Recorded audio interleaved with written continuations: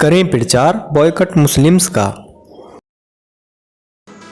हिंदुस्तान में बहुत से लोग गाय मांस को प्रोटीन का अच्छा स्रोत कह रहे हैं। उनके लिए ये जवाब है, एक बहुत ही ताकतवर सम्राट थे। उनकी बेटी इतनी सुंदर थी कि देवता भी सोचते थे कि यदि इससे विवाह हो जाए तो उनका जीवन धन्य हो जाए। इस कन्या की सुंदरता की चर्चा सारी त्रिलोकी में थी। सम्राट इस बात को जानते थे। एक पूरी रात वो अपने कमरे में घूमते रहे।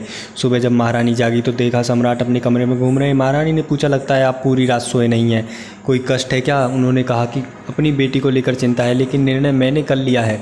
समर्थ को नहीं कोई दोष गुसाई। महारानी पूछा, क्या? उन्होंने कहा कि मैं अपनी बेटी से खुद विवाह करूंगा। समर्थ पुरुष को तो कोई दोष लगता ही नहीं है। महारानी ने बहुत समझाया, लेकिन जिसकी समझ पर पत्थर पड़ जाए तो क्या किया जाए। सम्राट राजसभा गए। उन्होंने वहाँ ऐलान कर दिया, मैं इस धरती का समर्थ पुरुष हूँ, अपनी बेटी से स्वयं ही विवाह करूंगा। समर्थ को कोई दोष नहीं गुसाई। समर्थ को नहीं दोष गुसाई। किसी में विरोध की ताकत नहीं थी। मुहूर्त निकाला गया। महारानी चुपचाप से एक महात्मा के मिलने गई। सारी बात रो रो कर बताई। महात्मा ने कहा कि विवाह से एक दिन पहले मैं आपके यहाँ भोजन करने आऊँगा। नियत समय पर महात्मा पहुँचे।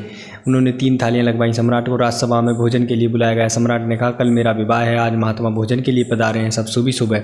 सम्राट भोजन के लिए आए। महात्मा को प्रणाम किया। महात्मा ने कहा, राजन, मेरे कई जन्म गुजर गए समर्थ पुरुष की तलाश में। सुना है आप समर्थ पुरुष हैं, आपके साथ भोजन करके मैं धन्य हो जाऊँगा।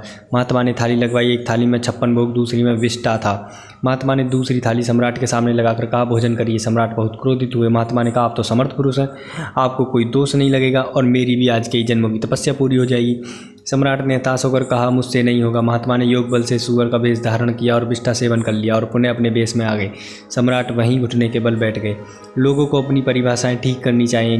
गाय में भी प्रोटीन है, पेड़, मनुष्य, सभी जीव में प्रोटीन है, लेकिन सब खाए नहीं जाते। माता, बहन और पत्नी तीनों ही तो स्त्रियां हैं, फिर तीनों के प्रति नजरिया अलग क्यों होता है? ध्यान रहे, हिंदुओं में कुछ भी अवैज्ञानिक नहीं है।